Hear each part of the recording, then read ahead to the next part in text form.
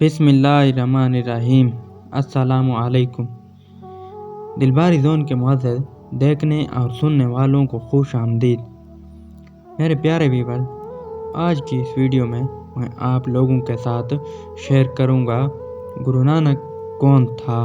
لیکن ویڈیو پہ جانے سے پہلے آپ لوگوں سے گزارش ہے کہ اگر آپ اسلامی، تاریخی، معلوماتی اور سبق آموز واقعات میں دلچسپی رکھتے ہیں تو اس چینل کو سبسکرائب کریں۔ شکریہ۔ گرو نانک کی زندگی کا آغاز ایک روحانی اور معاشرتی انقلاب کا سفر تھا۔ آپ کی پیدائش، تعلیم، سفر اور اس کے بعد سکھ مت کی بنیاد کا آغاز ایک ایسا سفر تھا جس نے دنیا بھر میں انسانیت، محبت، بھائی چارہ اور سچائی کے پیغامات کو پھیلایا۔ حضرت گرو نانک کا جنم 1469 میں ننکانہ صاحب، جو آج کل پاکستان میں واقع ہے، میں ہوا۔ آپ کے والد کا نام مہیتا کالو اور والدہ کا نام ترپتا تھا۔ آپ کی پیدائش کا دن 15 اپریل تھا، جو آج بھی سکھ مت میں بہت اہمیت رکھتا ہے۔ بچپن ہی سے آپ کی ذہانت، روحانیت اور فطری رہنمائی کی جھلکیاں ظاہر ہونا شروع ہو گئی تھیں۔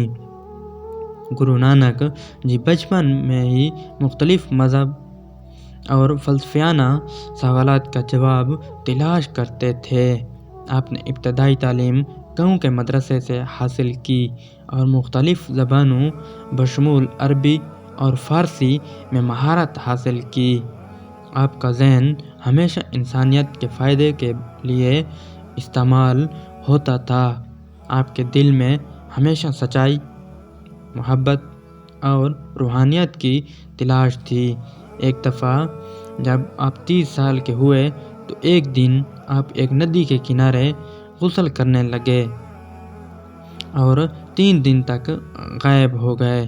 آپ کے غائب ہونے کے بعد آپ نے لوگوں کو بتایا کہ وہ اللہ کی قربت میں تھے اور وہاں آپ کو خدا کے پیغامات ملے تھے۔ اس کے بعد آپ نے ایک اوکار صرف ایک خدا ہے کا پیغام دینا شروع کیا، جو سکھ مت کی بنیاد بنا۔ گرو نانک جی نے اپنے پیغامات کو پھیلانے کے لیے کئی علاقے گھومے۔ آپ نے ہندوستان کے مختلف حصوں سمیت وسطی ایشیا، افغانستان اور موجودہ پاکستان کے علاقوں کا سفر کیا۔ ان سفرات میں آپ نے لوگوں کو محبت، بھائی چارہ، سچائی اور برابری کے اصولوں کی تعلیم دی۔ ان کی تعلیمات نے مذہبی، سماجی اور سیاسی تفریق کو ختم کرنے کی کوشش کی۔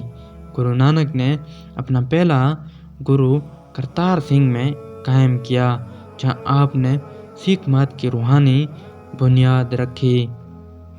آپ نے اپنے ماننے والوں کو بتایا کہ وہ اپنی زندگی کو سچائی، ایمانداری اور خدمت انسانیت میں گزاریں۔ گرو نانک جی کی عمر 70 سال سے زیادہ ہو چکی تھی۔ آپ نے 1539 میں کرتارپور میں وفات پائی۔ وفات سے پہلے آپ نے اپنے ماننے والوں کو ہدایت دی کہ وہ محبت اور سچائی کی راہ پر چلیں اور آپ کے پیغامات پر عمل کریں۔ گرو نانک نے اپنی وفات سے پہلے اپنے شاگرد اور دوست گروان کھد کو اپنا وارث منتخب کیا۔ یہ ایک اہم قدم تھا کیونکہ اس کے ذریعے سکھ مت کی تعلیمات کا تسلسل قائم رہ سکا۔ گرو نانک کی تعلیمات اور پیغامات آج بھی سکھ مت کے پیروکاروں کی زندگیوں کا حصہ ہیں۔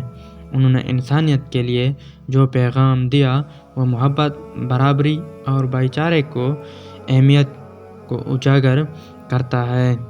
آپ کی زندگی اور تعلیمات نے دنیا بھر میں مذہبی ہم آہنگی اور انسانیت کی خدمت کی مثال قائم کی۔ امید کرتا ہوں یہ ویڈیو آپ کو پسند آئی ہوگی۔